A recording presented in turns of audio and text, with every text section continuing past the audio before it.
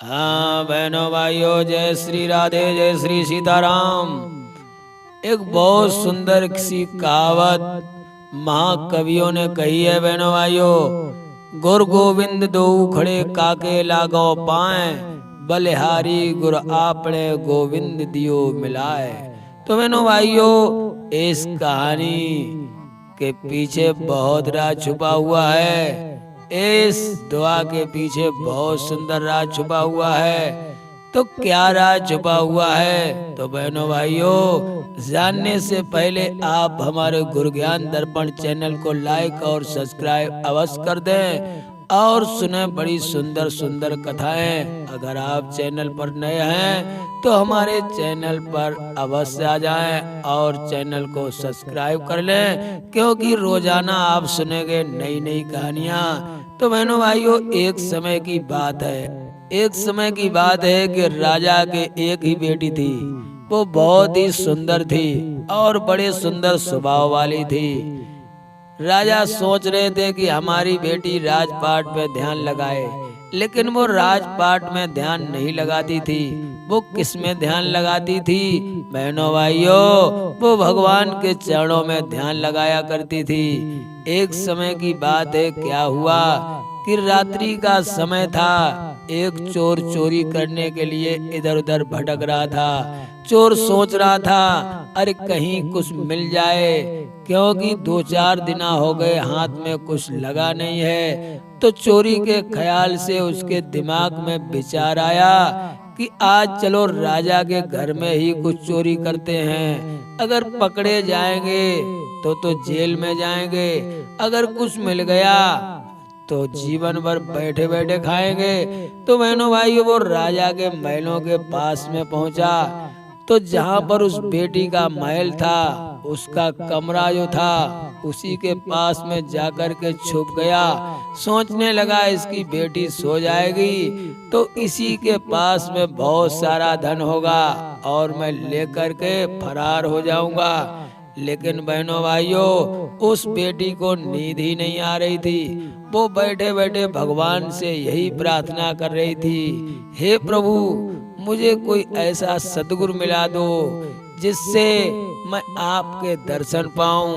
और वो बार बार यही प्रार्थना कर रही थी, हे मेरे स्वामी अंतर्यामी, सद्गुरु ऐसा मिला दीजिए जो आपसे मिल जाए। आपसे मिल जाए प्रभु तो कष्ट सभी मिट जाए, कष्ट सभी मिट जाए, देह का बंधन छूटे और आप मुझे अपना बना लो, चाहे दुनिया मुझसे रूठे।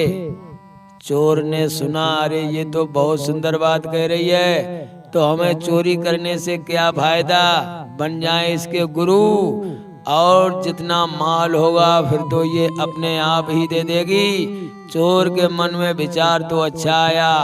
अब चोर ने चोरी नहीं की, क्योंकि वो बेटी जाग रही थी, हरि नाम का सिमरन कर रही थी। चोर वहां से चला गया और जैसे सुबह हुई तो चोर ने अपने माथे पर चंदन बिंदन लगाया और गेरुआ वस्त्रों को धारण किया। बहनों भाइयों, उसी के दरवाजे पर पहुंच गया और उसने अपना शंख बजा दिया। शंख बजा दिया, कहने लगा, है कोई आया गुरु द्वार पर, आया गुरु द्वार पर, शिष्य कोई बन जाए और दीक्षा ले ले गुरु से, हरि चरणन में जाए, हरि चरणन में जाए, पाप सब उसका छूटे, मिल जाए सदगुरु, पाप सब उसका छूटे और गुरु कृपा से मिले हरि, चाहे दुनिया उससे रूठे। बहनों भाइयों, ये जो बात उसने सुनी है तो एकदम से बेटी बाहर निकल करके आ गई और बाहर निकल करके आई और कहने लगी, हे गुरुदेव क्षमा करें, आप मुझे भगवान से मिला दें और आप हमारे गुरु बन जाएं। वो चोर गुरु कहने लगा, अरे मुझे भी अच्छे शिष्य की तलाश थी, अगर कोई अच्छा शिष्य मिल जाए तो मैं उसे अपना गुरु ज्ञान दूं। वो राजकुमारी कहने लगी, आप मुझे शिष्य बना लीजिए और मुझे भगवान से मिला दीजिए। गुरुदेव कहने लगे, वो चोर गुरु बोला, ऐसे थोड़े ना भगवान मिल जाएंगे, भगवान महलों में नहीं मिलते हैं।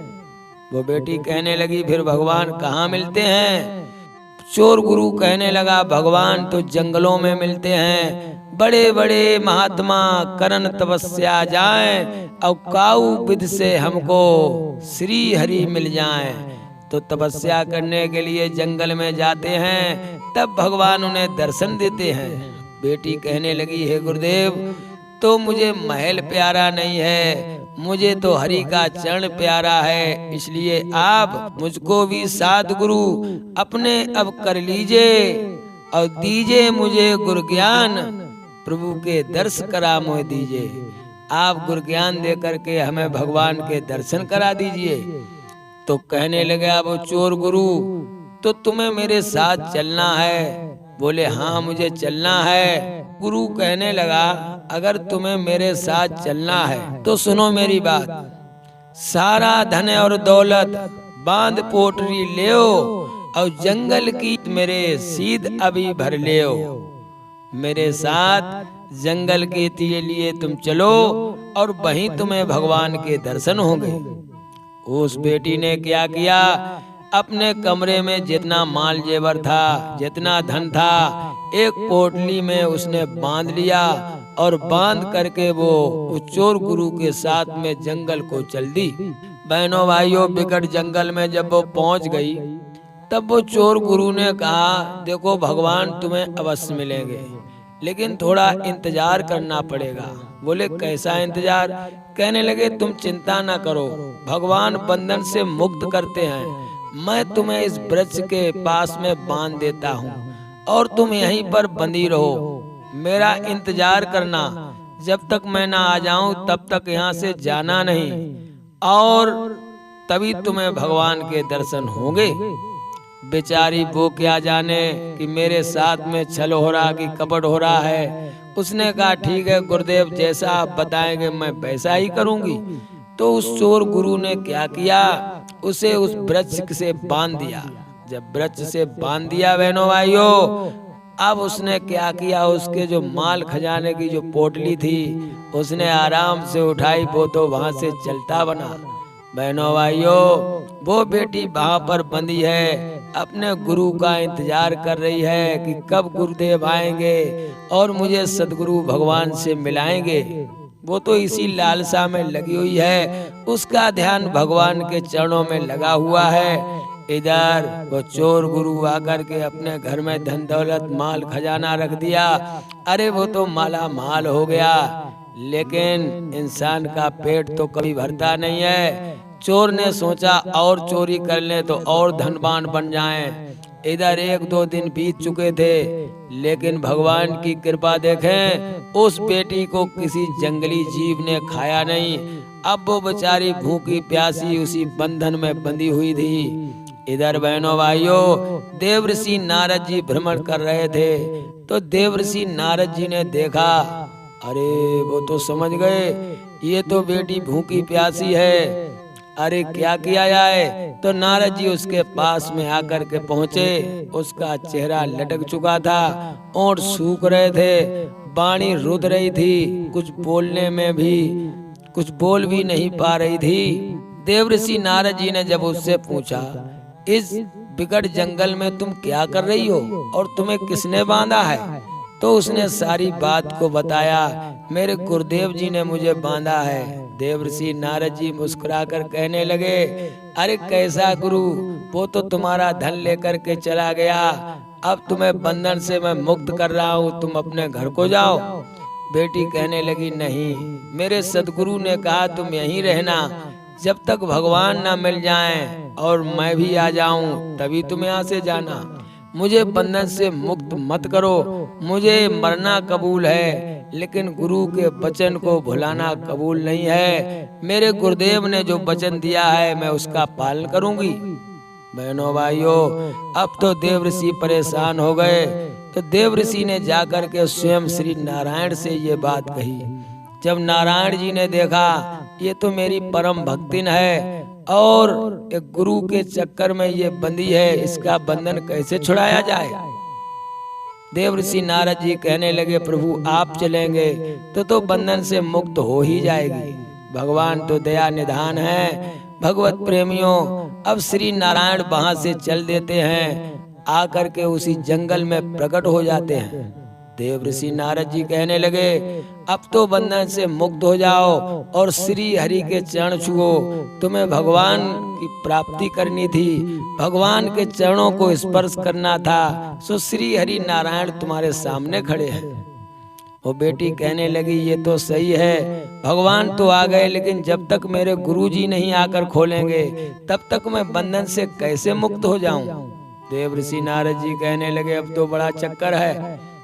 श्री नारायण कहने लगे देवर्षि ये गुरु बंधन में पड़ी हुई है, तुम ऐसा करो इसके गुरु को तलाश करो, कहाँ इसके गुरु, उनको लेकर के आओ। देवर्षि नारद जी वहां से अंतर ध्यान हुए, वो तो अंतर्यामी है, सब कुछ जान लेते हैं। इधर देखा तो रात्रि का समय भी हो चुका था और वो चोर गुरु एक दूसरे के घर में आड़ा लगा रहा था।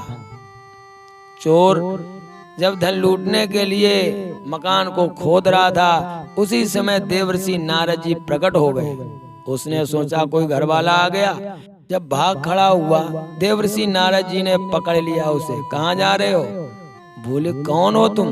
बोले हम महात्मा हैं देवर्षि नारद जी। चोर कहने लगा आप, लेकिन आप हमारे पीछे क्यों पड़े हो? नारद जी कहने लगे तुम्हें मालूम नहीं है, तुमने किसी को चेला बनाया है? बोले हाँ। किसको बनाया? बोले राजा की बेटी को। कहने लगे उसे तुमने बंधन में डाल दिया, वो आज भी वृक्ष के पास में बंधी है, उसे क्यों नहीं खोला? कहने लगे मैं तो उसका धन लेकर चला आया, उसे किसी ने खाया नहीं। देवर्षि नारद जी कहने लगे जिस पर श्री हरि की कृपा होती है उसे भला कौन खाएगा? अब तुम चल करके उसका बंधन छुड़ाओ चल करके। चोर कहने लगा मैं कैसे वहां पर जाऊं? देवर्षि नारद जी कहने लगे चिंता मत करो, वहां पर श्री नारायण भी आ चुके हैं। जब तक तुम नहीं चलोगे तब तक उस बेटी का बंधन कौन उसे बंधन से छुड़ाएगा? ये बात मान करके वो चोर गुरु चलने लगा, महात्मा के साथ में हो लिया। देवर्षि नारद जी वहां पर पहुंच गए तो चोर ने देखा श्री हरि नारायण भी प्रकट हैं। आज नारायण को देख करके उस चोर की भावना ही बदल गई और उसने उस बेटी को बंधन से छुड़ाया। अब बेटी सोच रही है कि मुझे किसके चरण छूना चाहिए, या गुरु के या श्री नारायण के। तभी महात्मा कबीरदास ने लिख दिया गुरु गोविंद दो खड़े काके लागो पाए, बलिहारी गुरु अपने गोविंद दियो मिलाए। हमारे तो बलिहारी गुरु की है, अगर गुरु बंधन में ना डालते तो श्री हरि कैसे मिलते? तो उसने गुरु जी के पास प्रणाम किया। गुरुदेव कहने लगे मुझे प्रणाम क्यों कर रही हो, मैं तो पापी हूँ, अरे मैं चोर हूँ, मैंने तुम्हारा भी धन चुराया, मेरा जीवन हो गया चोरी करते हुए। धन्य तो तुम हो, तुम्हारे कारण मुझे भी श्री हरि के दर्शन हो रहे हैं। आज भगवत प्रेमियों दोनों बड़े प्रसन्न हुए और श्री हरि नारायण के चरण छूकर उनकी पूजा करके उस चोर ने चोरी बंद कर दी। उसी समय वो जंगल में रहकर श्री हरि नारायण का जाप करने लगा। तो बहनों भाइयों, ये कहानी कैसी लगी? अगर सुंदर लगी हो तो एक बार कमेंट में जय श्री राधे जय सीताराम अवश्य लिखें। जय श्री राधे।